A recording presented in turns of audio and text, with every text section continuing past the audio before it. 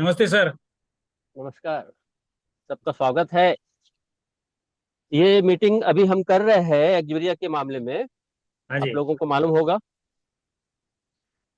और इसमें ये समझने के लिए हमने करने की कोशिश कर रहे हैं, आप लोगों को समझाना चाहते हैं, क्योंकि अधिकांशतः लोग ये समझ के बैठे हैं कि एक का मामला हो जाएगा तो बाकी सबका भी हो जाएगा। तो इसी को समझाने की कोशिश कर रहे हैं हम कि एक का होगा और बाकी सबका होगा, या बाकी सबको वो प्रोसेस पूरा नहीं करना पड़ेगा जो एक कर रहा है। ये हम सबको समझने की जरूरत है, तो उसी के लिए मैंने ये मीटिंग करी है। और जो नया हलचल हो रही है देश भर में, जो आप लोगों के बायर्स की वजह से हो रही है। आज आप लोग देख रहे होंगे रिकवरी वालों के बहुत से वीडियो आ रहे हैं, उनके खिलाफ खड़े होने वाले वीडियो आ रहे हैं, कर्ज मुक्ति के वीडियो आ रहे हैं, है ना। सीबीआई को से जवाब मांगे जा रहे हैं सुप्रीम कोर्ट के द्वारा। तो ये सारी चीजें हो रही है। तो उसी को समझने के लिए सभी लोग, अधिकांश लोग ये समझ के बैठे हैं कि एक का होगा तो हमारा भी हो जाएगा। तो हमें समझना है कि आपका होगा या नहीं होगा उसको किस रूप में समझे। जैसे हमारे ऊपर मुसीबत आती है किसी प्रकार की, कोई भी मुसीबत, या किसी भी प्रकार का हमें काम करना है। जैसे एक छोटा सा उदाहरण हमने बताया है इसमें, कि अगर आपने अपने बच्चे का एडमिशन कराना है स्कूल में। आज तो ये चल रहा है, आज एजुकेशन को तो पूरा ये कर दिया गया है, कमाई का जरिया बना दिया है लोगों ने। तो वो स्थिति, उस स्थिति में सिर्फ कमाई के पीछे एजुकेशन, ये लोग पड़ गए हैं, एजुकेशन डिपार्टमेंट। तो हम ये समझते हैं कि इसमें जैसे बच्चे का आपको एडमिशन कराना है, एडमिशन कराने के लिए जो व्यवस्था एक बच्चे के लिए है, वही व्यवस्था दूसरे बच्चे के लिए भी होगी। आप किसी दलाल से अपने बच्चे का एडमिशन कराते हैं और या खुद अपना बच्चे का एडमिशन करते हैं, उसमें फर्क पड़ता है। आप किसी दलाल को देते हैं तो वो दलाल वो सभी दस्तावेज देगा, जमा करेगा, आपसे फॉर्म भरवाएगा, आपके बच्चे का पुराना मार्कशीट देखेगा, पुरानी टीसी देखेगा। ये सब देखकर, ये सब लेने के बाद ही वो सब जब पेपर कंप्लीट हो जाते हैं, और जहां जहां से किसी सरकारी डिपार्टमेंट से कहीं से लेना है, बर्थ सर्टिफिकेट लेना है, कुछ भी एक्स वाई जेड, ये सब लेने के बाद फिर वो जाकर के स्कूल में जमा करेगा और आपके बच्चे को एडमिशन दिलाएगा। और ऐसी स्थिति के लिए वो आपसे एक मुफ्त रकम लेता है, क्योंकि ये एजुकेशन पूरा सिस्टम एक ऐसा हो गया है, कमाई का जरिया बन गया है, जिसमें बहुत सारे लोग, दलाल लोग इकट्ठे हो गए हैं, जो बड़े स्कूल, अच्छे स्कूलों में एडमिशन के लिए लाख लाख रुपए, 50-50 हजार, 1-1 लाख रुपए इन लोगों से फीस ले लेते हैं। मतलब वो फीस जो स्कूल की डोनेशन वगैरह की है वो अलग है, वो दलाल लोग अपनी जेबें गर्म कर लेते हैं। और वही काम अगर आप खुद करेंगे, तो दलाल अगर 100 रुपए ले रहा है तो आप 10 रुपए में कर सकते हैं। इस चीज को आप लोग समझते हैं। अब दूसरी चीज, एक बच्चे के लिए जो आप दस्तावेज दे रहे हैं कोर्ट में या अपने स्कूल में, वही दस्तावेज दूसरे बच्चे के लिए भी लगना है। ऐसा नहीं है कि एक बच्चे का हमने प्रोसेस पूरा कर दिया तो बाकी 99 बच्चों के लिए जरूरत नहीं है प्रोसेस करने की। ऐसा तो नहीं है ना। आपको पूरे 100 के 100 बच्चों के लिए ही वो प्रोसेस करना पड़ेगा जो एक बच्चे के लिए किया गया है। आपने अगर फ्लैट खरीदा है तो एक फ्लैट के लिए जो पेपर वर्क किया है, वही पेपर वर्क बाकी सबको भी करना है, सेम टू सेम। ऐसा नहीं एक का कर दिया तो अब बाकी 99 लोगों के लिए आपको जरूरत नहीं है, वो अपने आप हो जाएगा। तो इसे समझने की आप सबको जरूरत है। अधिकांश ये समझ के बैठ गए कि एक ने कर रहे हैं तो हमारा उसी हिसाब से बाकी सब काम हो जाएगा। आपको एक मेडिकल का क्लेम करना है, या किसी मामले में कोई बिल बनाने, आपने अगर वो बिल एट ए टाइम पर नहीं लिए, जिस वक्त आप अपना इलाज करवा रहे हैं उस टाइम नहीं लिए, तो उसका क्लेम करने के लिए आप जाएंगे तो उस वक्त तो बिल, जब बिल की जरूरत पड़ेगी तब आपके पास बिल नहीं होंगे। तो जब वो बिल नहीं होंगे तो क्या करेंगे आप वो बिल जमा करने के लिए वापस उस जगह घूमेंगे जहां जहां से आपने अपना इलाज कराया था, जहां जहां से आपने दवाएं खरीदी थी। परिणाम क्या होगा? आपको वो बिल कई गुना कीमत पर वहां से बनवाने पड़ेंगे। ये ये पूरा प्रोसेस करना पड़ेगा। तो यही काम अगर आप यहाँ पर जो आपके साथ हुआ है, आपको लूटा है, और किसने लूटा ये तो सबसे पहले आप लोगों को समझने की जरूरत है। पर जिसने लूटा है उसको आप नोटिस देंगे, उसको पेपर वर्क करेंगे, उसके खिलाफ आप जब तक पुलिस पुलिस में कंप्लेंट करनी पड़ेगी ना, ये हम लोगों ने संस्थाएं खोली ना, जब तक ये प्रोसेस पूरा नहीं करेंगे तब तक आप ह्यूमन राइट्स में नहीं जा सकते, तब तक आप कोर्ट में नहीं जा सकते, तब तक आप सुप्रीम कोर्ट में नहीं जा सकते। कहीं भी जाएंगे तो आपको वो पेपर चाहिए। अब अगर आपने वो पेपर तैयार नहीं किए और किसी वकील से आपने ये काम कराया तो वकील क्या कहेगा? वो ये प्रोसेस करवाएगा आपसे, और ये प्रोसेस करने के लिए वो अपना खर्चा लेगा। तो इन सब चीजों को समझने के लिए ही हम आप लोगों को सबको लगातार कह रहे हैं कि अपने पेपर वर्क कंप्लीट कर लीजिए। आपके फेवर में ऑर्डर आ रहा है, सुप्रीम कोर्ट ऑर्डर दे रहा, सुप्रीम कोर्ट सीबीआई को खोल रहा है। अभी ये देखिए सुप्रीम कोर्ट का मई का अप्रैल का ऑर्डर है, 29 अप्रैल का, जिसके अंदर जिसके अंदर सुप्रीम कोर्ट में सीबीआई ने अपनी रिपोर्ट पेश की है, सीबीआई ने अपना बयान दिया है। और सीबीआई ने किसको पार्टी बनाया, किसके लिए बोला है? सुप्रीम कोर्ट में किसको पार्टी बनाया गया है? 8 मुख्य बैंक है इसके अंदर। एक तो बिल्डर है। बिल्डर कौन है? नोएडा एरिया का, दिल्ली एनसीआर के आसपास का जिसने काम किया है उसके खिलाफ लगभग 800 कस्टमर उसके खिलाफ गए हैं सुप्रीम कोर्ट में। तो वहां पर 8 बैंकों को उन्होंने मुख्य रूप से चुना है, जिसमें सीबीआई ने उनके नाम दिए हैं। कौन कौन से बैंक है? सबसे पहला नंबर है इंडिया बुल्स का, दूसरा नंबर है पंजाब नेशनल बैंक, तीसरा नंबर है देवान हाउसिंग फाइनेंस लिमिटेड, चौथा नंबर है एचडीएफसी, पांचवा है आईसीआईसी बैंक, छठा है India info line housing finance, और सातवें नंबर पर एल&टी फाइनेंस लिमिटेड है। आठवें number Aditya Birla housing finance है। देखेंगे तो एल&टी सबसे नंबर 1 पर है। आप लोगों के साथ एल&टी ने जो फ्रॉड किया है, जो घेराबंदी, जो गलत ढंग से आप लोगों को लूट लिया है, वो फिर यहां पर हुआ है। लेकिन आप लोगों के साथ जिस तरीके से एल&टी ने किया है वो किसी अभी तक तो हमारे सामने नहीं आया कि किस प्रकार से एल&टी ने आप लोगों को लूटा है। इसको समझने की आप लोगों को जरूरत है। अभी ये पेपर को, ये सुप्रीम कोर्ट का है, इसमें क्या कहा गया है सीबीआई के द्वारा? सीबीआई को कि भाई आप हमारे साथ आओ। सुप्रीम कोर्ट ने कहा है कि आप हमारे साथ, हमारे सहयोग यानी मित्र बनकर काम करो। जैसे सुप्रीम कोर्ट ने समाज के लिए, समाज में सुधार के लिए एनजीओ विकसित किए, एनजीओ को कहा है कि ये जो आपराधिक मुकदमे हो रहे हैं, कई चीजें हो रही है, आइए साथ में मिलकर हम काम करें।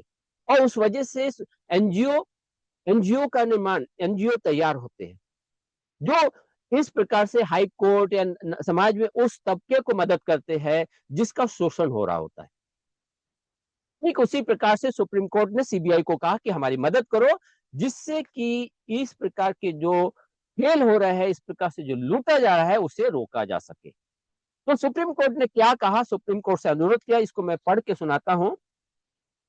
इस जानकारी की प्राप्ति हुई तब इस न्यायालय ने दिनांक 4/3/25 को यह प्रारंभिक मतलब शुरुआत में पाया कि बैंकों, फाइनेंस बैंकों और बिल्डर्स, इन तीनों ने मिल करके एक अपना गठजोड़ बना लिया है। इस गठजोड़ में केंद्रीय सीबीआई से अगली सुनवाई की तिथि पर उसको उपस्थित होने के लिए कहा गया। किसको बोला? सीबीआई को, कि आप खड़े रहो हमारे साथ उस हेयरिंग में, जो अगली सुनवाई हो रही है वहां पर। तब 18/3 को भारत के अतिरिक्त सॉलिसिटर जनरल और कुछ सीबीआई अधिकारी न्यायालय में उपस्थित हुए और उनसे यह अनुरोध किया गया कि वे सुझाव दें कि किस प्रकार से इन मुद्दों की जांच या पड़ताल की जाए, जिन्हें हमने अपने पिछले आदेश में निर्धारित किया है। तो इसमें इन्होंने क्या किया है? पूर्व निदेशक जो इसके सीबीआई के थे, राजीव जैन, अपने जो अभी इसके सीबीआई के निदेशक है, और ये पूर्व पहले मतलब ये कहाँ रह चुके? इंटेलिजेंस ब्यूरो में रह चुके, पूर्व सदस्य रहे, राष्ट्रीय मानवाधिकार आयोग में भी रहे हैं। ये न्याय मित्र के रूप में सहायता करने का इनसे अनुरोध किया गया। उनसे यह भी अनुरोध किया गया वह आगे की कार्रवाई के संबंध में एक संक्षिप्त रिपोर्ट प्रस्तुत करे। मतलब किसको? सुप्रीम कोर्ट को एक रिपोर्ट दे कि क्या किया जा सकता है उनसे। दिनांक 18/3 के आदेश का सम्मान करते हुए माननीय एमिकस क्यूरी ने, मतलब सीबीआई के जो ये न्याय मित्र जिनको बनाया गया है, उन्होंने एक स्पष्ट रिपोर्ट प्रस्तुत की, जिसमें उन्होंने निम्नलिखित पहचान की। उन्होंने क्या किया?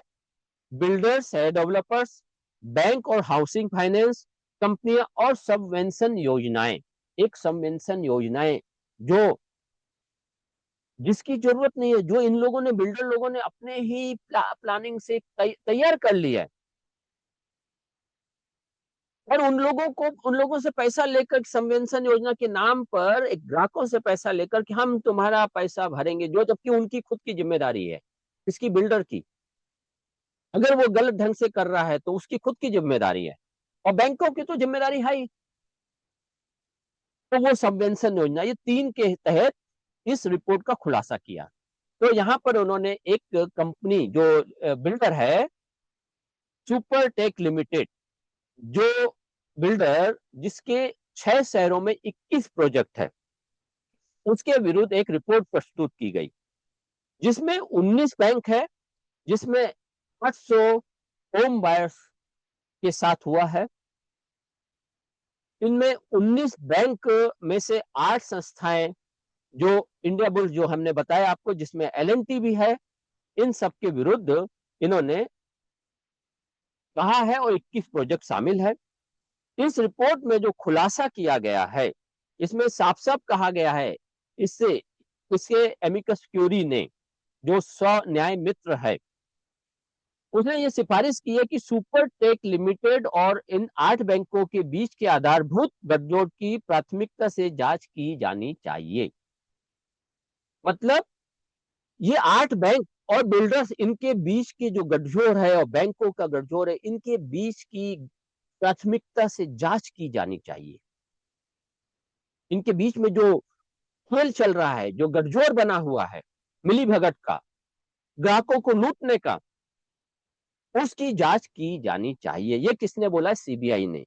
और उसके लिए उसने खुलासा किया है कि केवल सुपरटेक लिमिटेड ने 98 से लगभग 5,01,157 5,157.86 करोड़ के ऋण प्राप्त किए हैं। इस संबंध में माननीय क्यूरी ने, जो है अपने मित्र, न्याय मित्र, उन्होंने कहा है, मत दिया है अपना, कि सुपटेक लिमिटेड की गठजोड़ की जांच की जानी चाहिए। और इसके बाद इन्होंने त्रिपक्षीय समझौते जो किए हैं आपस में, उसको खुलासा किया है, और निम्नलिखित सिफारिशें ये जो न्याय मित्र है जिसको सुप्रीम कोर्ट ने नियुक्त किया, उसने उसने कुछ सिफारिशें की है। उस सिफारिशों को समझने की जरूरत है। उस सिफारिशों के हिसाब से पहला नंबर है, उपरोक्त के मद्देनजर यह आवश्यक है कि एक निश्चित न्यायसंगत और समान समाधान तक पहुंचा जाए, अतः इस उद्देश्य के लिए उपयुक्त रूपरेखा विकसित की जानी चाहिए।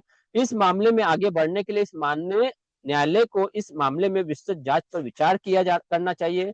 यद्यपि उपयुक्त संदर्भित अनुच्छेदों में कुछ सिफारिशें दर्शाई गई है, निम्नलिखित समेकित सिफारिश है।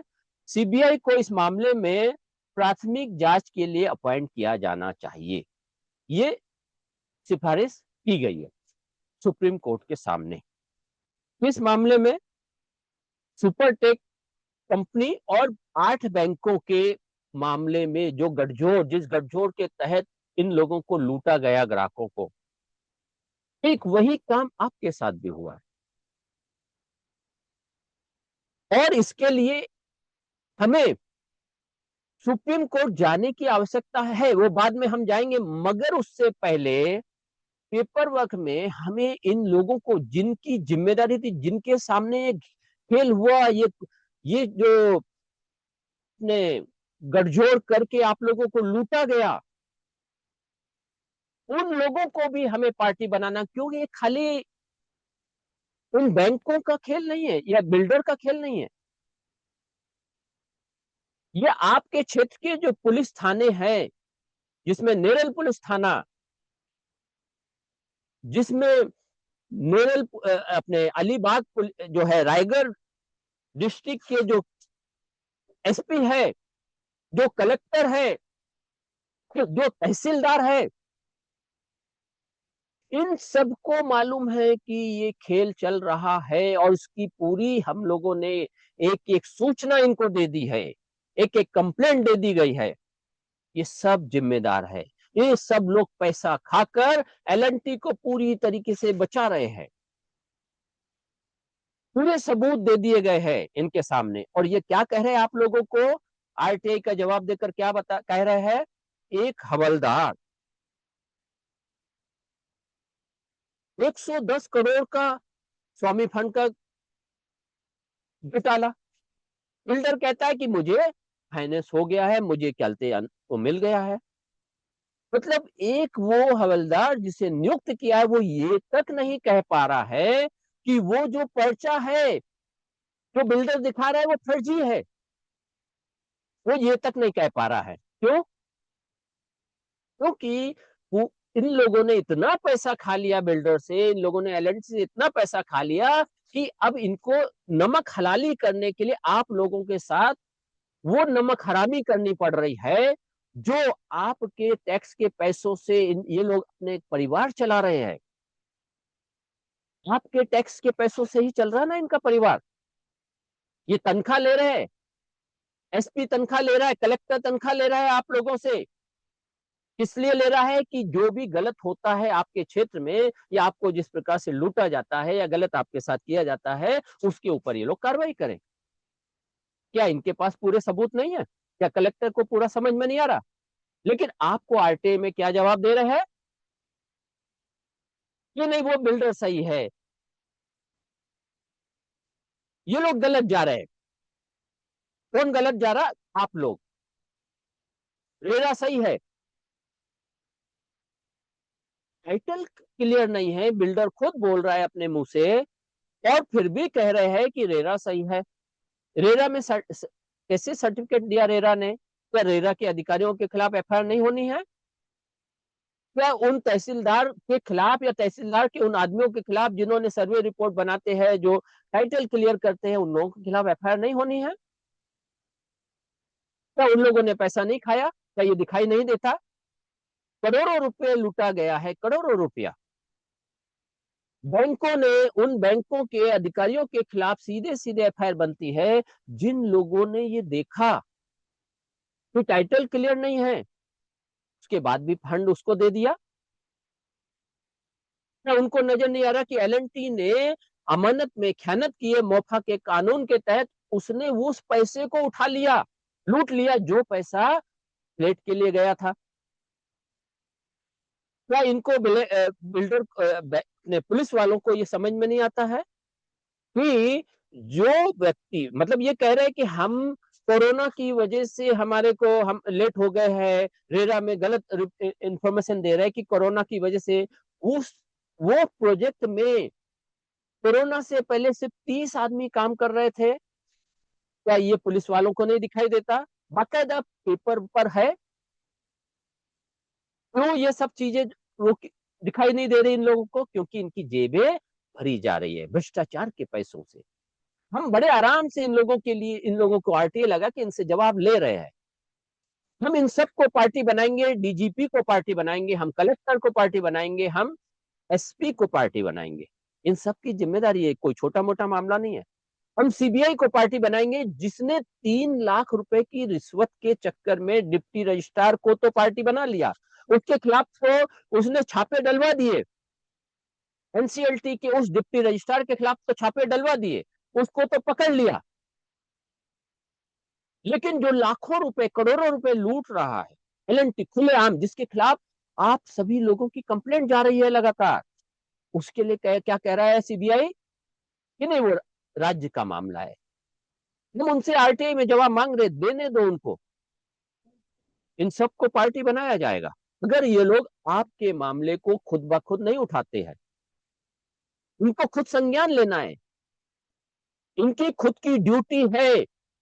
आर्टिकल 51 क्या कहता है कि आपकी ड्यूटी है, अगर कुछ गलत हो रहा है, आपके सामने कुछ गलत आया, तो उस मामले को उठाया जाए, उस मामले में एफआईआर दर्ज की जाए, उस मामले में उस व्यक्ति को जिसका शोषण हो रहा है, जिसके साथ ज्यादती हो रही है, जिसके साथ बेइंसाफी हो रही है, उसको इंसाफ दिलाने का काम है इन लोगों का। चाहे वो सीबीआई हो, एमसीए हो या सेबी हो, इन सबकी जिम्मेदारी है। उन सबको अभी नोटिस भेजा जाएगा। आप लोगों के सबके पेपर वर्क हो गए, अभी मीडिया वालों को भी हम लोग भेज रहे हैं, इस मीडिया वालों को भी हम लोग लपेटे में लेंगे। आप लोग क्यों क्यों नहीं उठा रहे इस मामले को? एलएनटी का पूरा सबूतों के साथ है, एक एक प्रूफ है। तो यहां पर सीबीआई ने सीधा सीधा बोल दिया है कि भाई मुझे प्राथमिकी दर्ज करने की अनुमति दी जाए। तो भाई अनुमति क्यों दी जाए? तो आपको दिखाई नहीं दे रहा? आपके पास कंप्लेंट आई कि भैया ये सीबीआई अपने एनसीएलटी का डिप्टी रजिस्ट्रार हमसे रिश्वत मांग रहा है, तुरंत चले गए, उसको अरेस्ट कर लिया, उसको पकड़ लिया आपने। और ये करोड़ों रुपए एलएनटी ने लूटे हैं, और बिल्डर अपने आप को डिफॉल्टर घोषित करके भागने की कोशिश कर रहा है, कायदा प्रूफ के साथ दिया जा रहा है। क्या इनकी समझ में नहीं आता कि गलत क्या है सही क्या है? तो ये लोग अनपढ़ है, क्या बिना जांच पड़ताल के ये लोग आ गए? हम जो चीज इनको बताना चाह रहे हैं वो चीज क्या इनके दिमाग में नहीं बैठ रही, नहीं आ रहा इनको समझ में? इनकी समझ में सब कुछ आ रहा है, लेकिन ये लोगों को इतना फंडिंग मिल रहा है, इतना पैसा मिल रहा है कि इन्हें उस चीज का डर ही नहीं लग रहा है, इन्हें आप लोगों की परवाह ही नहीं है। तो हम लोग जो अगला कदम, मैंने जो इसलिए ये मीटिंग करी है कि वो लोग जो पूरा पेपर वर्क नहीं कर रहे, जो लोग ये सोच रहे हैं कि हमारा ईएमआई रुक गया है, अब मैटर खत्म।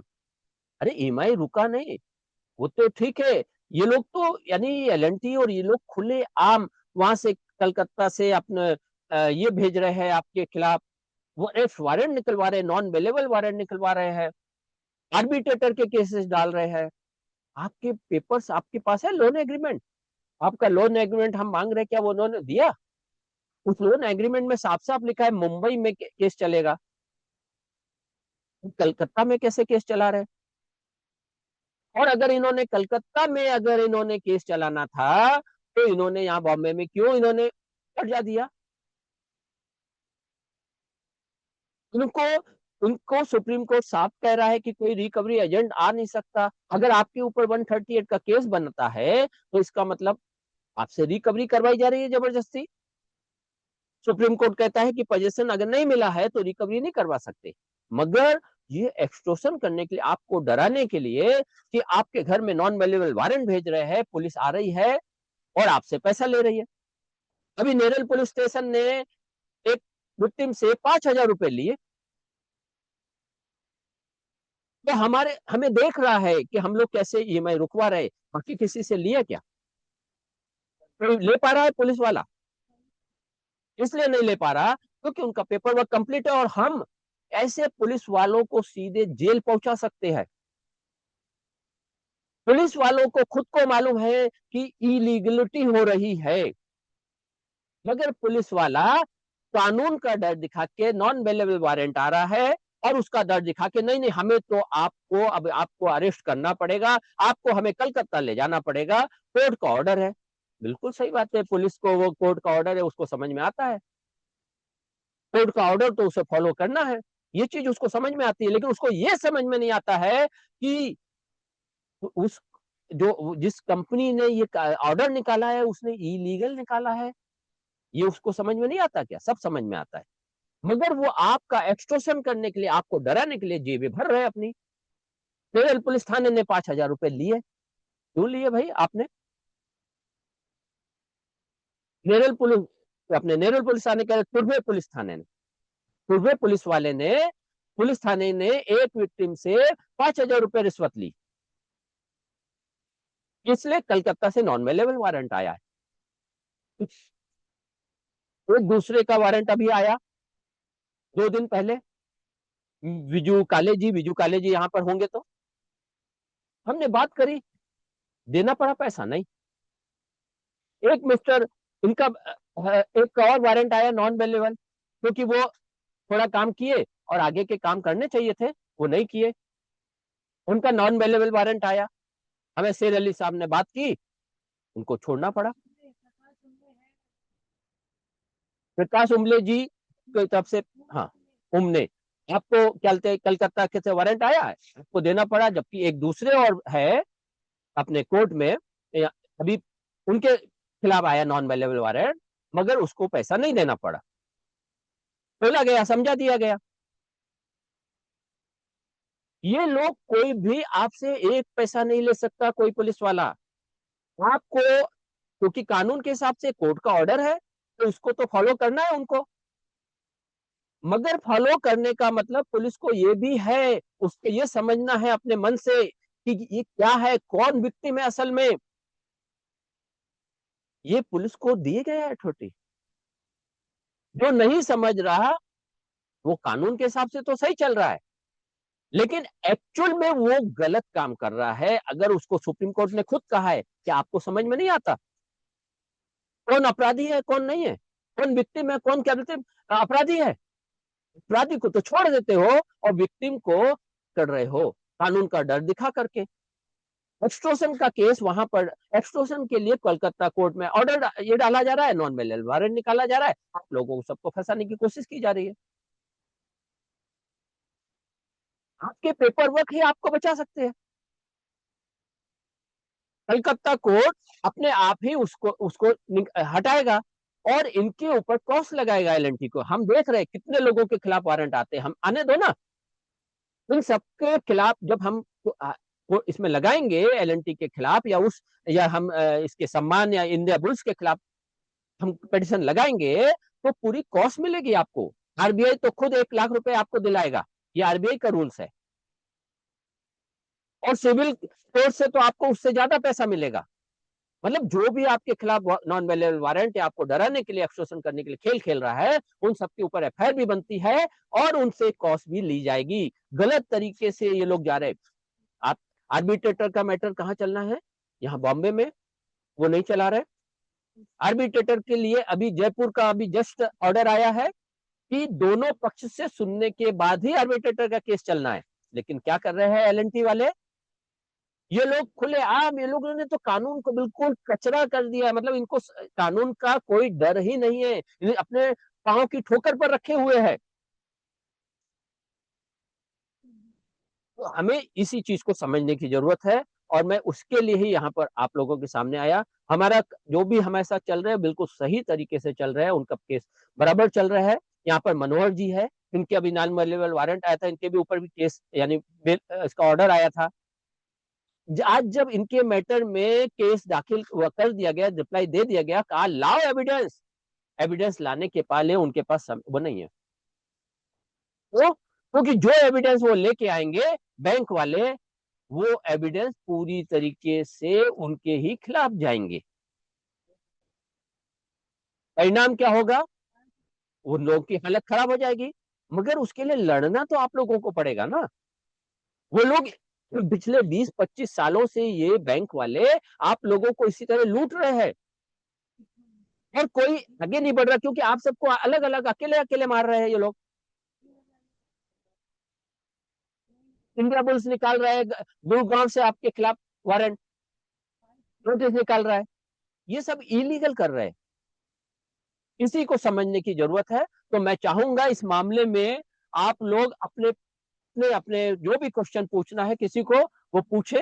ये पूरा अच्छे से सीबीआई का ऑर्डर है, जिसमें सीबीआई ने साफ साफ बोल दिया है, और अभी सीबीआई को आपके मामले में आना ही पड़ेगा, और ये चीजें होगी।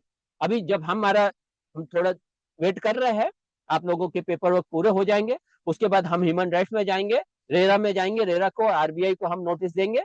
आरबीआई को काम करना पड़ेगा, और अगर आरबीआई भी नहीं करेगा तो रेरा को, आरबीआई को, सीबीआई को, सबको पार्टी बनाकर हम ह्यूमन राइट्स में जाएंगे। ह्यूमन राइट्स को काम करना पड़ेगा, और लास्ट में हम सुप्रीम कोर्ट जाएंगे। अगर यहाँ पर किसी ने भी काम नहीं किया तो सबको, सीबीआई वीबीआई सबको पार्टी बनाकर हम लोग सुप्रीम कोर्ट में खड़े होंगे, और उस वक्त ये सारा हर्जाने के साथ हमें ना वसूली करनी होगी, हमें सब कुछ मिलेगा।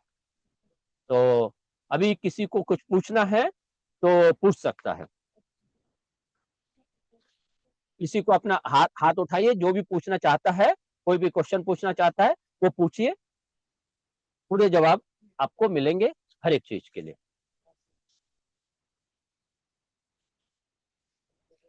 अपने मुनाब जी, आप हो लाइन पर? मुनाब जी,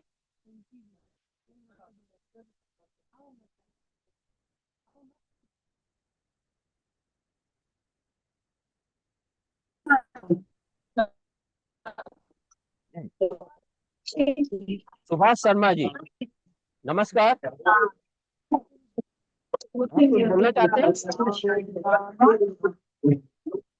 सुभाष शर्मा जी।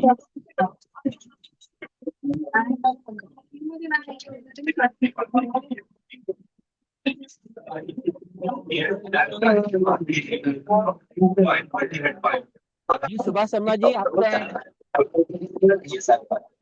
कुछ बोलना चाह रहे हैं क्या?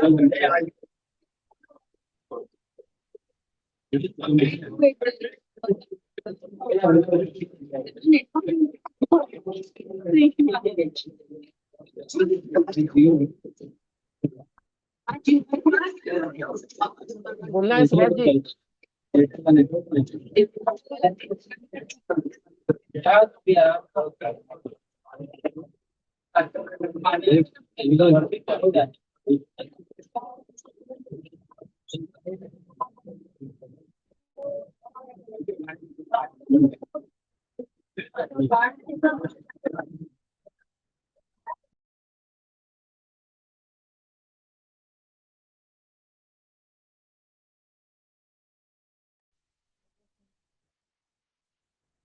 जिसको भी कुछ पूछना है वो हाथ ऊपर करे। रामाराव जी, चलिए आप बोलिए, आपको क्या लग रहा है, आप जरा मैसेज भेजिए सबके सामने। रामाराव जी।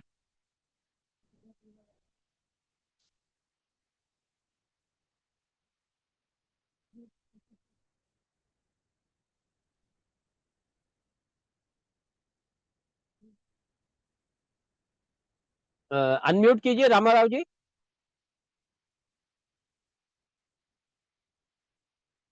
ओ सॉरी। हाँ, सॉरी सॉरी जी। सॉरी। हाँ हाँ, हाँ, बोलिए। जी। कोई चीज होता है तो उसके बारे में कभी पता चलेगा जब हम उसके एग्निस्ट में बोलेंगे। अगर हम सोचेंगे हमारे साथ गलत हुआ है तो हम चुप बैठेंगे, सामने वाले को मालूम पड़ेगा, ये चीज कभी नहीं होना है। जिस तरह से कोई कभी जैसे एक माँ और बच्चे का एक जैसे कि माँ बच्चे का रहता है, तो जब भी हम्म, बच्चे को भूख लगता है, माँ को कभी पता चलता है जब वो रोता है। होता रोता है। है या कुछ अलग तरीके से जो माँ को बिहेव पता करता है। रहता है कि क्या ये तरीका कर रहा है तो उसको भूख लग रहा है, तो वो हम्म, चीज करेगा तभी मालूम पड़ता है कि माँ को इसको भूख लगा है, उसको खाना देना है। तो सेम चीज यहाँ पे भी है। जब हम लोग आगे बढ़ के हमारा काम नहीं करेंगे कि हमारे साथ क्या हुआ है, तो सामने वालों को कब मालूम पड़ेगा? जब हम कि उस चीज के अगेंस्ट में हम लोग आवाज उठाएंगे तभी सामने वाले को मालूम पड़ेगा कि हमारे साथ गलत हुआ है। तो जी वो चीज बिल्कुल। नहीं करेंगे और हम सोचेंगे घर पे बैठे हमारा काम हो जाए, तो ये नहीं होगा। ठीक है, हम लोग भले ये तो अपने को जो जिस तरह सोच रहे हैं सब लोग कि जल्दी मतलब 6 महीने में हो जाएगा, 4 महीने में हो जाएगा, ऐसा नहीं है। ये जो सर का जो करने का तरीका है, वो मैं आपको सबको एक स्पष्ट रूप में बता रहा हूँ। जो करने का तरीका है अलग तरीका है, तो वो उनका जो तरीका है वही तरीके से जाएंगे। और हम सोचेंगे अपने तरीके से जल्दी जल्दी काम हो जाए, तो अपने को ये रास्ता छोड़ के कुछ अलग देखना पड़ेगा। जैसे कि अगर हम आपका मतलब मैं किसी को ये नहीं बोल रहा हूँ कि वो पैसे वाला है ऐसा वैसा, ये नहीं बोल रहा हूँ। अगर कोई सोचता है मैं मेरे पास पैसा है मैं जाता हूँ वकील हायर करूंगा और मैं करूंगा, तो फिर उनको मैं कुछ नहीं बोल सकता हूँ। ठीक है, तो यहाँ पे क्या है, अपने को पेपर वर्क करना क्या है, हम लोग का ईएमआई बंद हुआ है, ईएमआई वगैरह बंद हुआ है। ईएमआई बंद होने के बाद आपको क्या करना है, अपने को ये पेपर वर्क कंटिन्यू करना है। जो भी अभी तक हम लोगों ने जहां जहां पे भेजा है, ठीक है, वो लोग अपने खिलाफ ही आंसर दे रहे हैं। हमारे तरफ से कोई आंसर अभी तक नहीं दिया। अगर हमारे तरफ से आंसर देता तो शायद हम लोग का आज रिजल्ट आ चुका होता। तो हमारे खिलाफ जो भी आरटीआई वगैरह भर रहे हैं वो अपने खिलाफ ही है अभी, मतलब वो उनके फेवर में बोल रहे हैं, हमारे फेवर में अभी तक नहीं बोला है। जिस दिन हमारे फेवर में कोई बंदा बोल दिया, वो तो अपने लिए जीत, उसी दिन जीत निश्चित है। लेकिन ये सोचेंगे कि जीत निश्चित नहीं हो रहा है, बस वहाँ पे ड्रॉप हो जाएंगे, मतलब हार जाएंगे, तो फिर जिंदगी में आगे बढ़ने का बहुत मुश्किल है। तो हमको कैसे ना कि जिंदगी में मतलब कैसे हर चीज को हार मानेंगे तो नहीं होगा। जिस तरह हम लोगों ने घर के चक्कर में किसी मतलब गलत जगह पे हम लोगों ने इन्वेस्ट कर दिया, ठीक है, तो वो गलत हमारे साथ हुआ है, लेकिन उस गलत को किस तरह से हम सुधारेंगे, उसी चीज के लिए हम लोग ये फाइट कर रहे हैं। धन्यवाद। धन्यवाद जी आपका। जैसा कि रामाराव जी ने बोला कि भाई जो समय है, जैसे अभी आप बच्चे को स्कूल में एडमिशन देते हैं, बच्चा पहले अपने जो एग्जाम देगा, तो एग्जाम की पूरे प्रोसेस साल भर का करेगा। वो पूरा कंप्लीट होने के बाद जब लास्ट में एग्जाम देगा तब उसको रिजल्ट मिलेगा। आप अगर ये चाहेंगे कि मेरे को बीच में पूरा प्रोसेस हुए बिना ही, मतलब 2 महीने में ही रिजल्ट मिल जाए, बच्चा अगली क्लास में चला जाए या ये हो जाए, तो ऐसा नहीं होगा। जो जितना जितना वक्त है, जैसा प्रोसेस है, वो प्रोसेस आपको पूरा करना है इस चीज में। तो यहाँ पर भी आप लोगों को जो जो प्रोसेस है वो कंप्लीट करने की जरूरत है। अभी सीबीआई खुद बोलने लगा, अभी सीबीआई ने यहाँ पर जो बयान दिया, इसको आप लोगों को मैं इसमें डाल देंगे ग्रुप में। इसमें जो बयान दिया सीबीआई ने साफ साफ बोला, इंडिया एलएनटी, क्या बोलते हैं, एलएनटी ने पैसा उठाया है, एलएनटी ने गलत काम किया है। किसके लिए बोला? दूसरी जगह के लिए बोला। तो एलएनटी ये गलत काम कर रही है, 8 बैंकों का उसने नाम लिया है सीधे सीधे सीबीआई ने। और उसको बोला, सीबीआई को बोला गया, यानी सीबीआई ने बोला कि मुझे प्राथमिक करने के लिए दिया जाए, तो सुप्रीम कोर्ट ने ये सारी चीजें बोल दी गई है। और भी कई चीजें इसमें बोली है। और इसमें बताया गया है कि किस तरह ये तीनों मिलकर के, बिल्डर्स, बैंक और चलते तीन लोग मिलकर के किस तरीके से लूट रहे हैं, ये सारा खेल सीबीआई ने इसमें ऑर्डर में बोला है उसमें। तो ये सारी चीज आपके साथ हुई है, और आपके साथ तो एक साजिश के तहत लूटा गया। आपका पैसा जो है सही जहां पर देने के लिए आपने बोला था कि डिस्बर्समेंट हुआ, आपके प्लेट में लगना चाहिए, वहां लगा नहीं है आप लोगों का पैसा। तो इसी चीज को समझने की जरूरत है। और हम लोग बिल्कुल जीत की ओर चल रहे हैं। अभी मैं चाहूंगा इस मामले में और कोई पूछना चाहता है? इसमें एक जन ने क्वेश्चन किया है, प्रकाश बोलकर हाँ कोई तो है।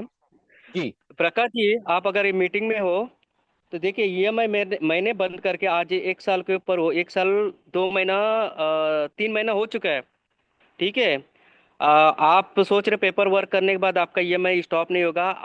मैं आपको जानकारी दे दूं, आपका जो बैंक से ईएमआई जा रहा है वहाँ पे आपको पेपर जमा करके वहाँ पे इसे से स्टॉप करना है। ठीक है, इसे से स्टॉप करोगे, आपको 1 दिन 2 दिन कॉल आएंगे। अगर आपको गाइड चाहिए तो आप हमें कॉल कर सकते हो, हम आपको गाइड करेंगे किस तरह से सामने वाले से जो रिकवरी आएगा, कोई भी आएगा, किस तरह से है टैकल करना है और उनसे किस तरह से बात करना है, वो मैं आपको गाइड कर दूंगा। मैं कोई मतलब मैं भी आपकी तरह से बायर ही हूँ। आप चाहिए तो मेरा जो एक्सर्बिया वांगनी का है D3409 है मेरा। ठीक है, तो मैं कोई जो शर्मा सर से मैंने लास्ट मैं जुड़ा था, लेकिन उसका कॉन्टैक्ट नंबर मिलने के बाद मुझे 2024 में मिला, आज 2025 हो गया। आपको कुछ डाउट है तो आप बात कर सकते हैं, आप चैट में जो डाले आपका वो आंसर मैं दूंगा।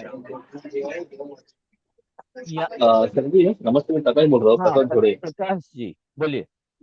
हाँ, मेरा ये डाउट था, जैसे अभी जो हमारे हम्म। बायर्स है, जैसे संजय त्रिवेदी जी है, हम्म। शिवदर्शन करसे जी है, उन्होंने पेपर वर्क किया है। हम्म। बट उनका प्रॉब्लम क्या हुआ है कि पेपर वर्क करने के बाद भी जैसा आपने प्रोसेस बताया वो सब उन्होंने प्रोसेस किया, हम्म। बट क्या उनको पेनल्टी लगती जा रही है। हम्म। तो फिर अकाउंट जब एनपीए में जाएगा तो फिर प्रॉब्लम तो हमें होगी ना, मतलब मेरा ये डाउट है, तो इसके लिए क्या कर सकते हैं? कि सबसे पहली चीज तो ये है कि किसी गुंडे ने आपसे अगर लूटा है, किसी गुंडे ने आपका 50,000 लूटा, आप उससे कहेंगे कि भाई तुम गुंडे हो, मेरा 50,000 रिटर्न करो, तो क्या वो गुंडा आपका पैसा रिटर्न करेगा? विकास जी, आपसे मैं थोड़ा सा पूछता हूँ, तो बताइए, क्या वो नहीं, गुंडा वो आपका तो पैसा नहीं, ऐसे वो तो बोलने नहीं पर रिटर्न रिटर्न करेगा, करेगा? नहीं नहीं करेगा करेगा। ना। ये जो हम्म। एलएनटी, ये जो बैंक है, ये गुंडागर्दी कर रही है इलीगल तरीके से। हम ओपन बोल रहे हैं, आपके सामने बोल रहे हैं ना। सुप्रीम बराबर। कोर्ट कहता है, सुप्रीम कोर्ट क्या कहता है, जब तक आपको पोजीशन नहीं मिलता है, तब तक कोई भी रिकवरी एजेंट आपके घर पे आके आपसे जोर जबरदस्ती करके आपसे पैसा नहीं ले सकता। ये कौन कह रहा है? सुप्रीम कोर्ट कह रहा है। अब सुप्रीम कोर्ट बड़ा है या ये गुंडे बड़े हैं, बताइए आप। सुप्रीम कोर्ट ऑब्वियसली बड़ा है। फिर जो लोग पुलिस वगैरह आके जिनको फोन करके पुलिस स्टेशन बुला रही है, फिर 4-4 हजार रुपये उनसे ले रही है या कुछ पैसे ले रही है, उनका क्या करे फिर? ये बताइए आप। कोई चेहरा ही नहीं आ रहे थे। जी, आप सुनिए सुनिए, आप उसको समझने की जरूरत है। इन्होंने चलेगा ना, पिछले उसको क्या 25 सकते साल हैं। से, बोलोगे तो आवाज पिछले 25 साल से ये लोग इस तरीके से गुंडागर्दी करते चले आ रहे हैं, ठीक है? और इनको, और आप लोग डर के मारे इनको पैसा दे दे रहे हैं, करेक्ट? तो अगर हम्म। आप इनके खिलाफ खड़े होंगे तो क्या होगा? ये लोग आपके खिलाफ क्या कदम उठा रहे हैं कि आपका चेक, तो क्या बोलते हैं उसको, बाउंस करवा रहे हैं, बाउंस करवा के उसके खिलाफ का लगा रहे हैं और आपका वारंट निकाल रहे हैं, बराबर? बराबर। ये कर रहे हैं। अरे आपका हाँ, बराबर। एग्रीमेंट आपको मिला है क्या? आपने जो लोन एग्रीमेंट भरा है, जो लोन एग्रीमेंट साइन किया है, वो एग्रीमेंट की कॉपी है आपके पास? नहीं है, बराबर? है क्या? जेरोक्स कॉपी खाली है, बाकी ओरिजिनल उन लोगों ने वो उनके पास बाजू रखा हुआ है। के पास जेरोक्स कॉपी भी नहीं है इनकी लोन एग्रीमेंट की, है क्या? है, मेरे पास है।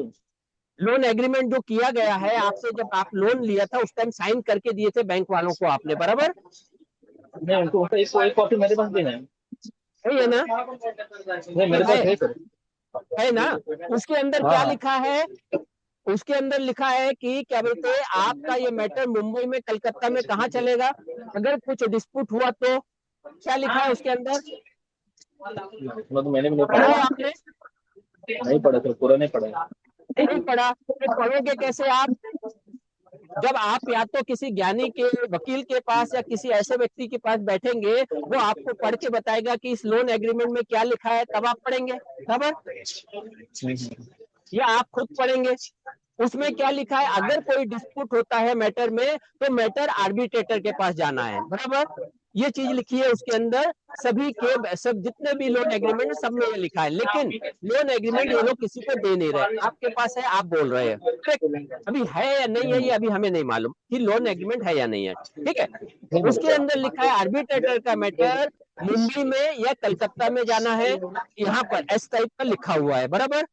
वो आर्बिट्रेटर में पहले जाना है, ये चीज सबसे पहले लिखी है। 138 में नहीं जाना, ऐसा नहीं लिखा है कहीं। आप समझ रहे? अगर समझ आर्बिट्रेटर लो का सर। मैटर नहीं हुआ तो 138 में जाना है। 138 भी नहीं है, इंसॉल्वेंसी में जाएगा ये मैटर, ठीक है? लेकिन ये किसके लिए होता है ये मैटर, इसको समझना है।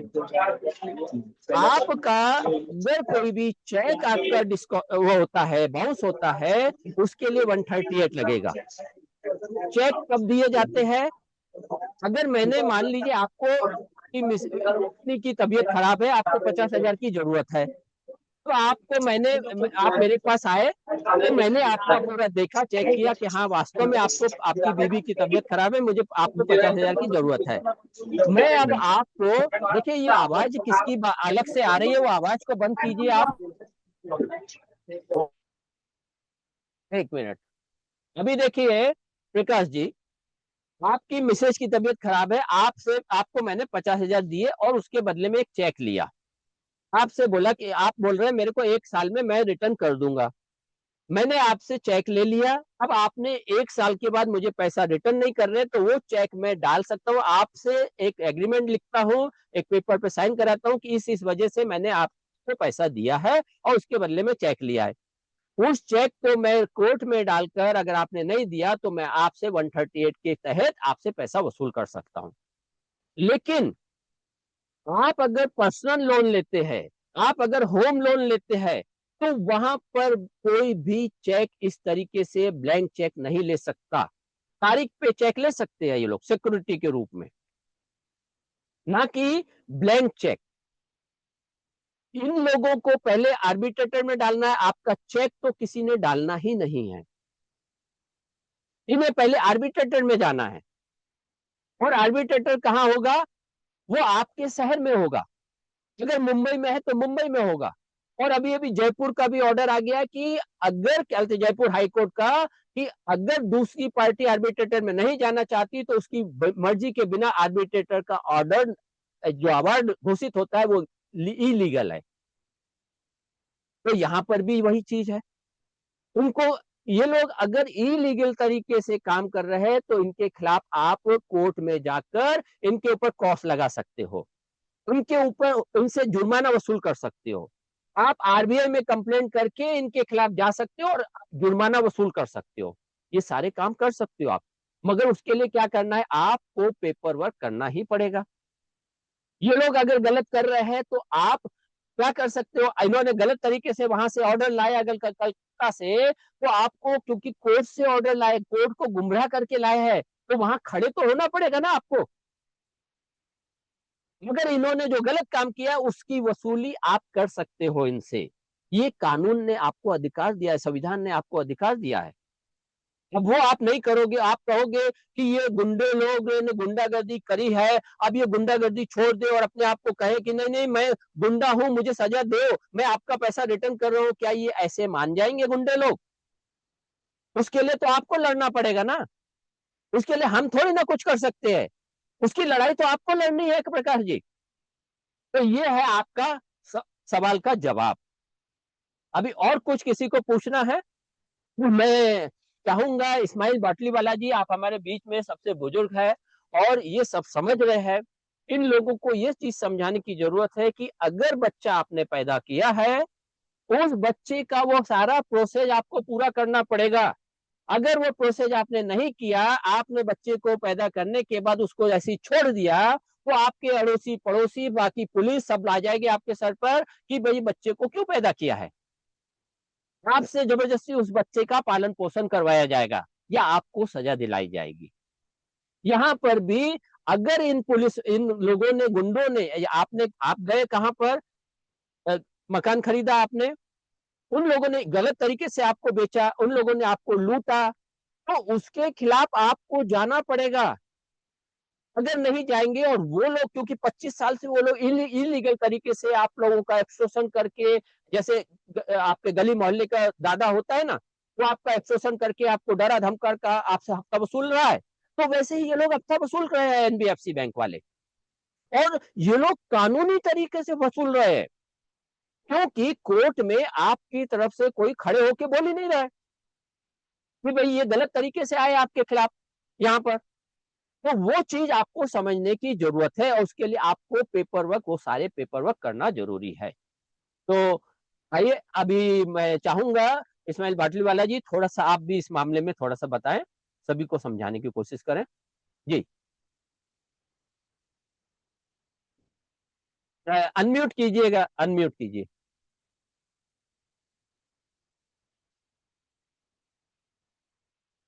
जो टाइटल था, जो टॉपिक था, जी वो बच्चों को तालीम को लेकर के था। जी, ये मैं उदाहरण था, एक ये उदाहरण था मतलब, जी जी, मैं ये शुरुआत में मैंने एक बताया। उदाहरण हाँ देके समझाना चाहूंगा जी कि हम सबको पहले कुदरत के नियम को पढ़ना चाहिए। जी कुदरत का नियम जो है, कोई शॉर्टकट रास्ता उसका नहीं है, बल्कि हर चीज धीरे धीरे धीरे धीरे ही उत्पन्न होती है। जैसे कि एक आप जमीन में एक बीज डालते हैं, तो वो पहले सड़ती है, फिर गलती है, फिर उसमें से कोपे निकलते हैं, फिर पत्ते एक दो निकलते हैं, उसके बाद फिर दरख्त होते हैं, और फिर उसमें फूल और फल आते हैं।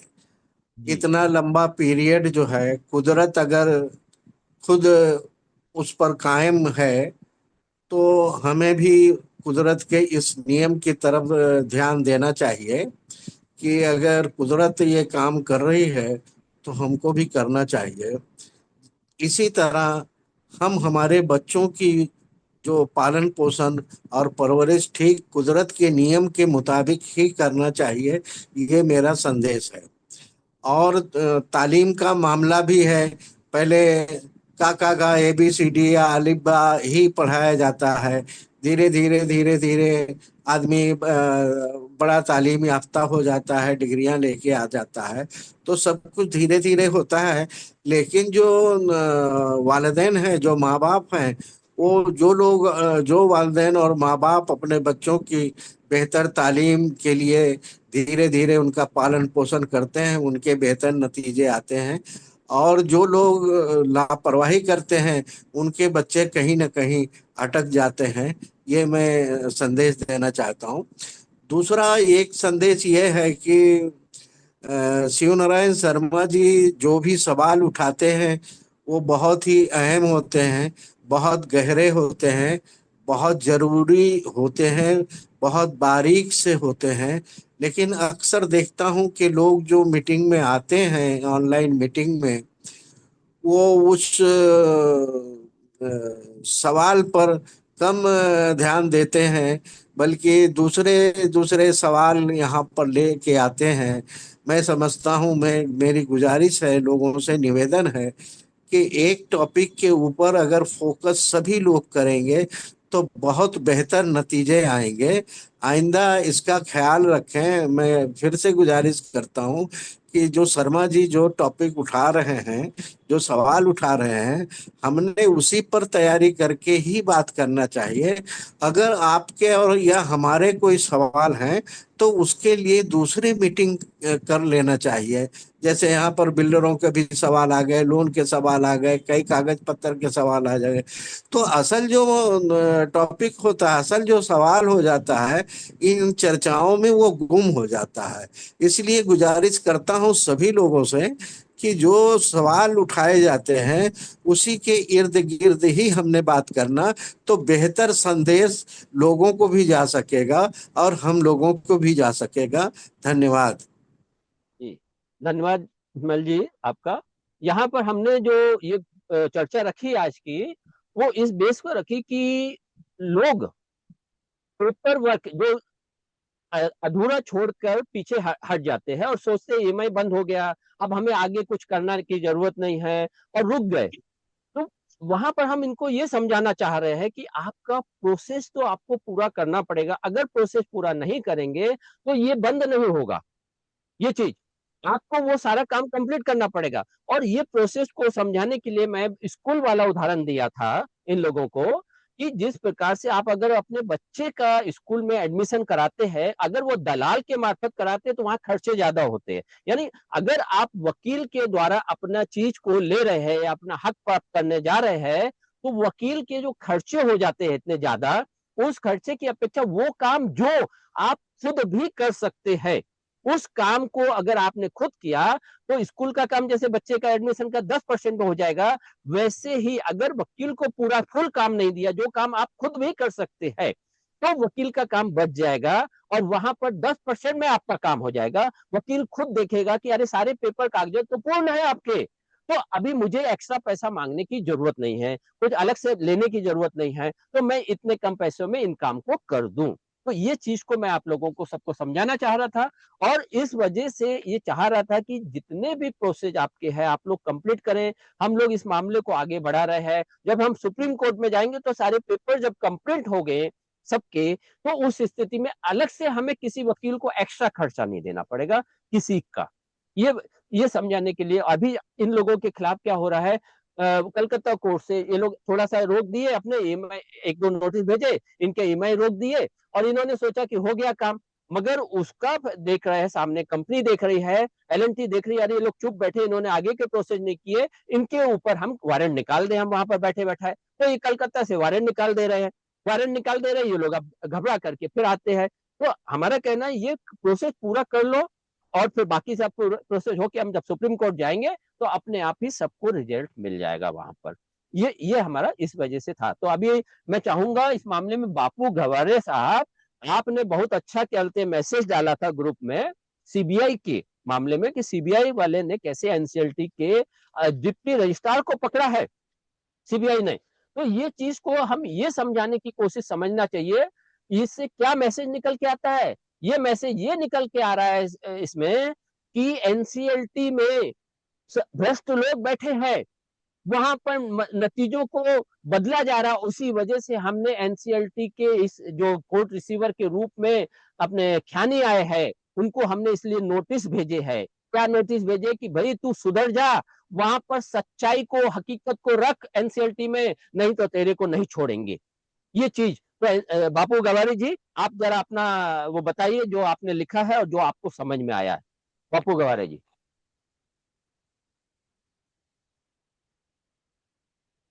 बापू जी शायद नहीं है, तो मनोहर जी आप थोड़ा बताइए।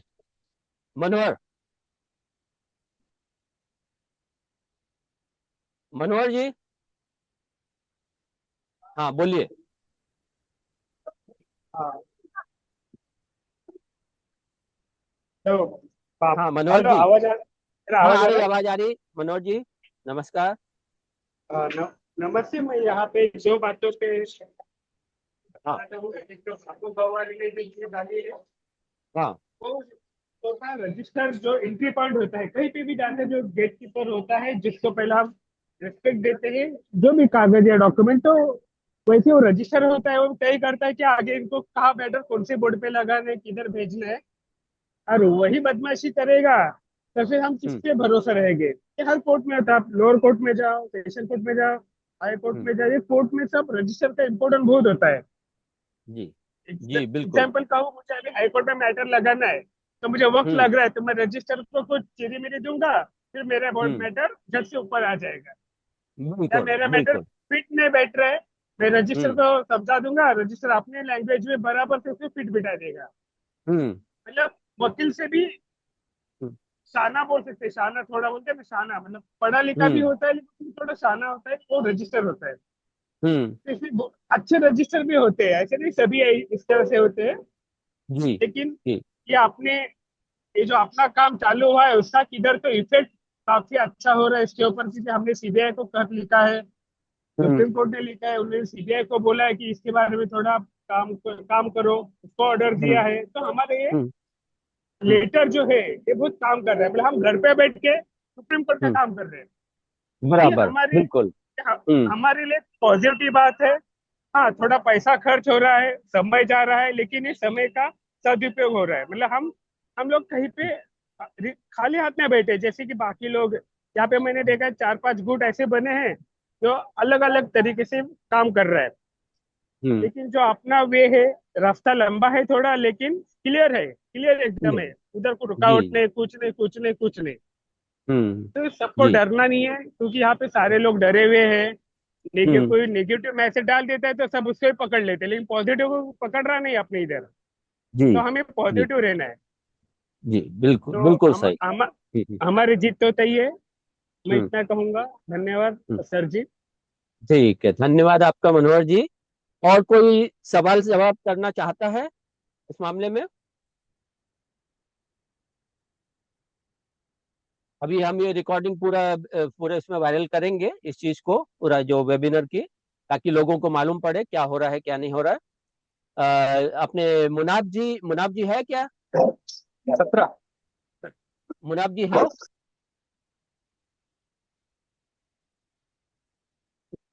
मुनाब जी अगर आप हो तो कुछ बोल सकते हैं।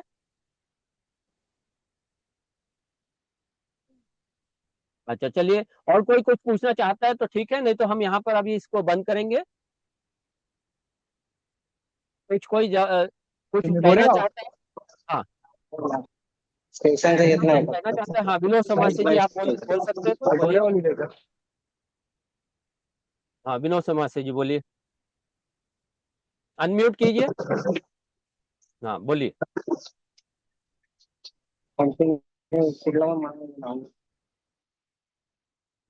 अनम्यूट कीजिए विनोद जी। हाँ।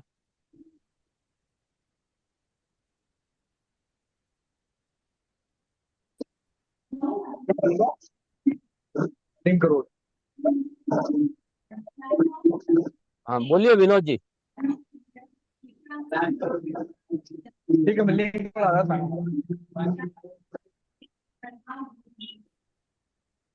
चलिए, अ, शायद कुछ प्रॉब्लम आ रही है विनोद जी।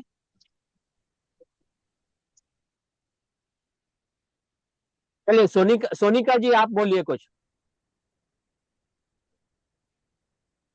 सोनिका जी, हाँ।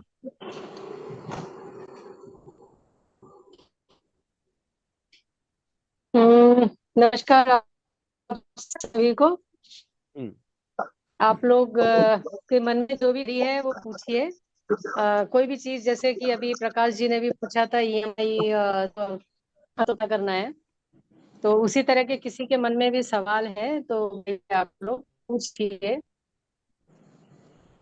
प्रकाश उमने जी हैं ग्रुप में, इसमें मीटिंग में प्रकाश जी आए थे, मैंने नाम लिया।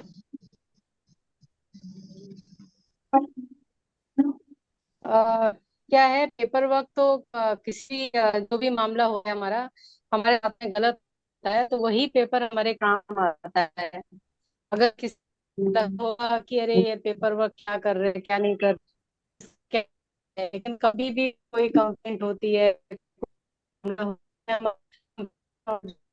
शुरुआत को होता है, वही हमारा काम आता है कोर्ट में कि अगर ईएमआई के बारे में जानना हो कि ईएमआई अगर स्टॉप नहीं होता है तो हमें क्या करना चाहिए। ईएमआई अगर स्टॉप नहीं होता है तो सबसे तो हमें इसमें इसमें है आपका जिधर से पैसा कटता है, ईएमआई कटता है, वहां पे अपने को उस बैंक के हेड ऑफिस में अपने को लेटर देना है, कंप्लेंट देनी होती है। अगर एक महीने में 30 डेज में कुछ नहीं होता है उसके बाद हम आरबीआई को कंप्लेंट दे सकते हैं। और ऐसे कई बायर हैं, जैसे कि अभी मुझे नाम नहीं याद आ रहा, दो दो बायर तो हैं, शंकर जाधव जी भी हैं, शायद अप्रैल में बंधन बैंक था उनका, यही बोला गया है नहीं हम तो प्राइवेट बैंक है, हमारा कोई कुछ बिगाड़ नहीं सकता, तुमको जो हमने कंप्लेंट दे दी, आरबीआई में भी कंप्लेंट दे दी, भले उसके बाद थोड़ा वक्त लगा मगर उनका ईएमआई स्टॉप हो गया। तो व्यवस्था है, मेन है कि बैंक में जो मैनेजर बैठे हैं या जो लोग बैठे हैं उनको ये जानकारियां नहीं हैं जो हम लोग काम कर रहे हैं, तो हमें लोग इवन मैनेजर से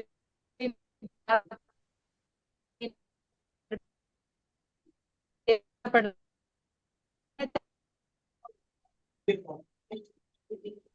हम स्टॉप करते हैं। का सबसे पहला उदाहरण था क्योंकि उन्होंने काट लिए थे मैं स्टॉप करने के बाद भी, वो सबसे बड़ा उदाहरण, सबसे पहला उदाहरण था आप लोग के एक्सरबिया के मामले में।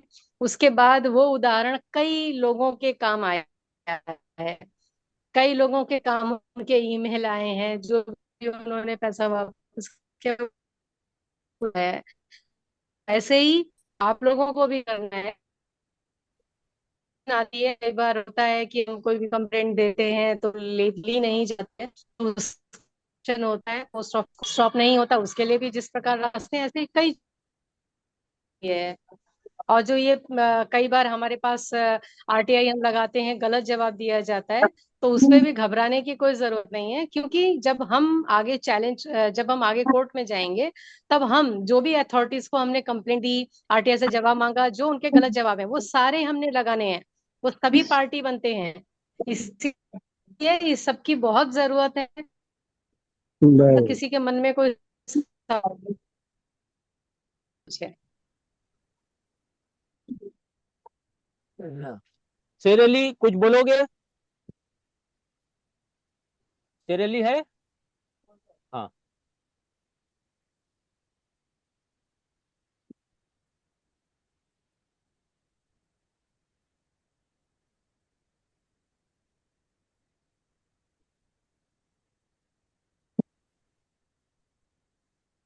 हेलो, मेरी आवाज आ रही है आप लोगों को?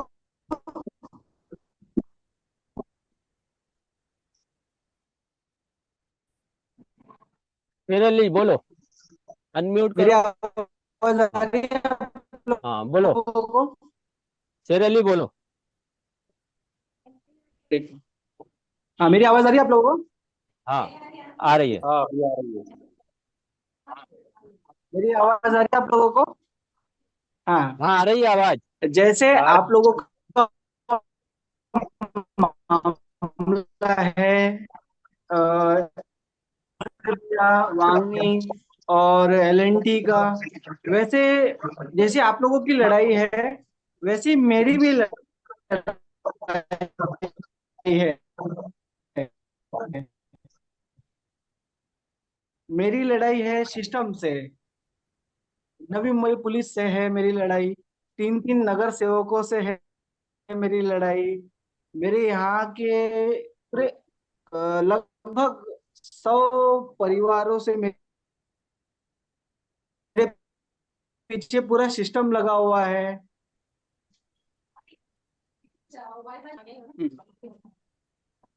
जैसे आप लोगों की लड़ाई है वैसी हम लोग हमारी भी लड़ाई है। मैं 25 साल का लड़का हूँ, मेरे मुझे मारने के लिए पूरा सिस्टम लग गया। नवी मुंबई पूरी पुलिस लग गई, तीन तीन चार चार तीन तीन नगर सेवक लग गए, उनके पीछे एमएलए लग गए, हमारा पूरा इलाका लग गया, 100 200 घर है हमारे पीछे। एक अकेला, अभी मैं तो नास्तिक हूँ, मैं किसी को धर्म को नहीं मानता, लेकिन एक मुस्लिम घर के पीछे पूरे लोग लग गए, पूरा सिस्टम लग गया मारने के पीछे, घर से मतलब घर बेच के भागने के पीछे, एरिया छोड़ के भगाने के पीछे पूरा इलाका लग गया, पूरा षड्यंत्र लग गया।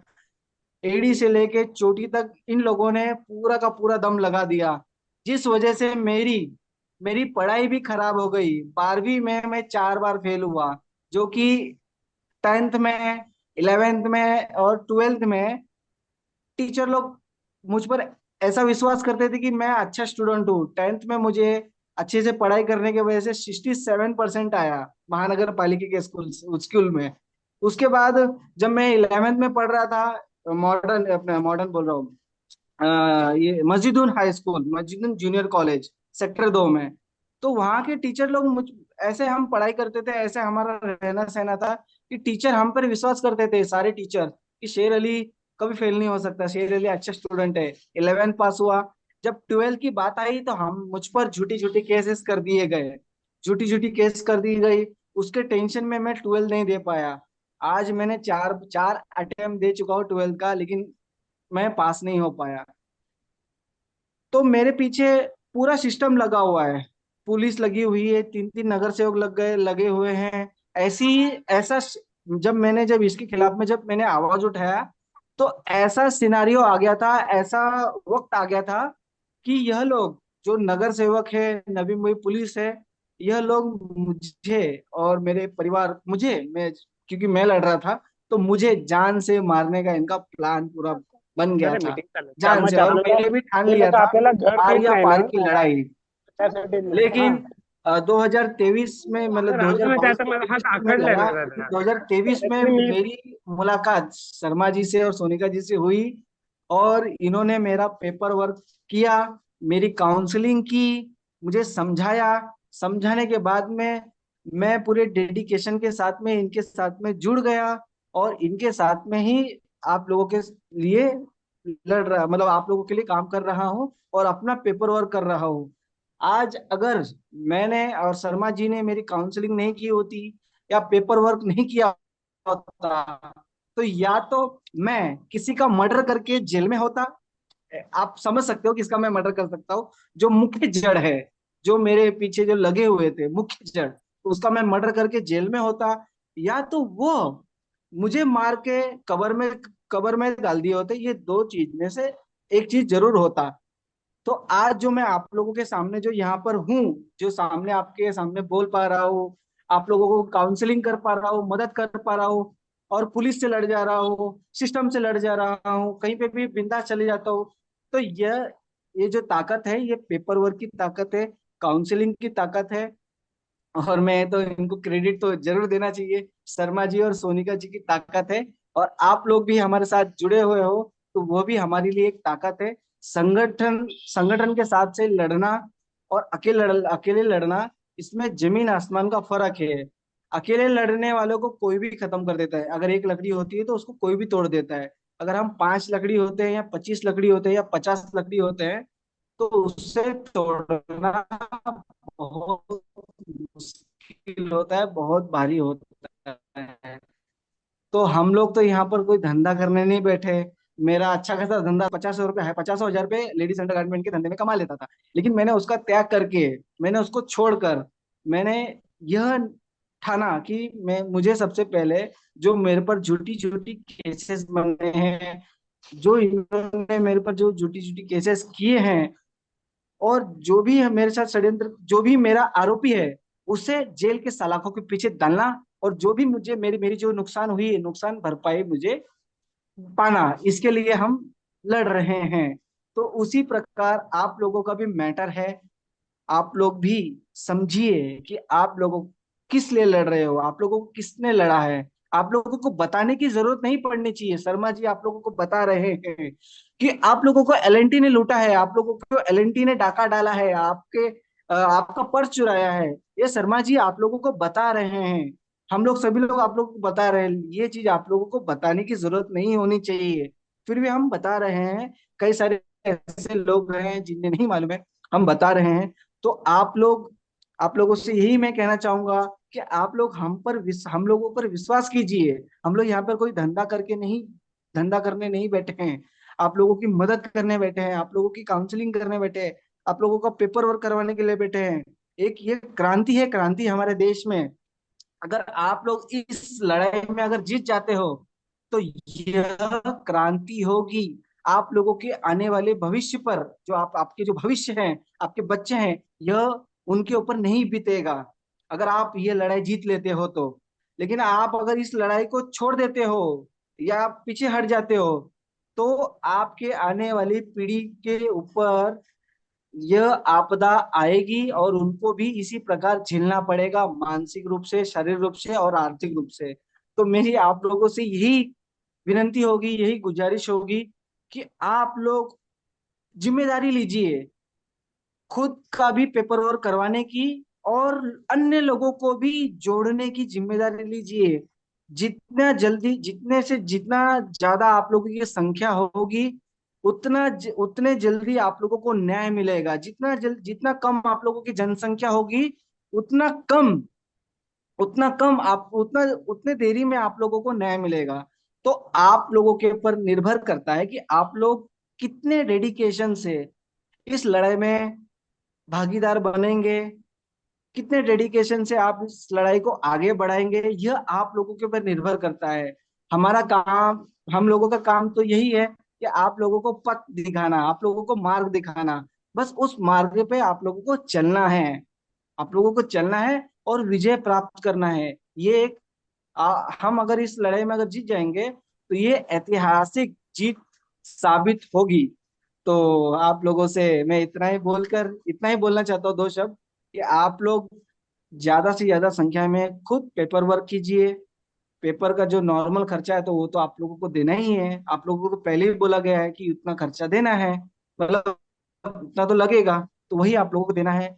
और ज्यादा से ज्यादा संख्या में आप लोग आइए, पेपर वर्क कीजिए, और अन्य लोगों को भी इस बारे में जोड़िए, जिससे कि आप लोगों की जीत करीब आ सके और जल्द से जल्द जीत हो सके। मैं इतना बोल के आप लोगों से धन्यवाद बोलता हूँ। ठीक है, चलिए, चलिए, धन्यवाद हो गया मेरा। शेराली जी, धन्यवाद। अभी मैं चाहूंगा, अभी कोई कुछ कहना चाहता है कि संबित जी है? क्या क्या मैं नहीं बोला क्या? आया मेरे आवाज? चलिए, धन्यवाद। हाँ, अभी और कोई कुछ बोलना चाह रहा है? कोई किसी को कुछ पूछना है?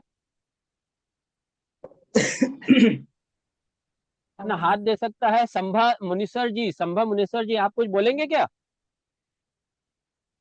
संभा मुनेसर जी,